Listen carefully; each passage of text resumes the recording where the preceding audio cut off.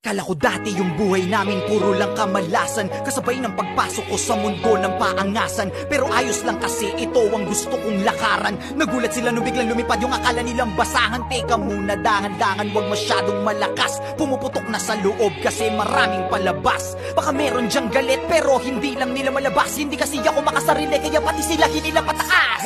Teka, ang dami nagbago, ugali pati na mukha mo. Ganyan na ba yung mga dapat gawin para mahalin ng mga tao?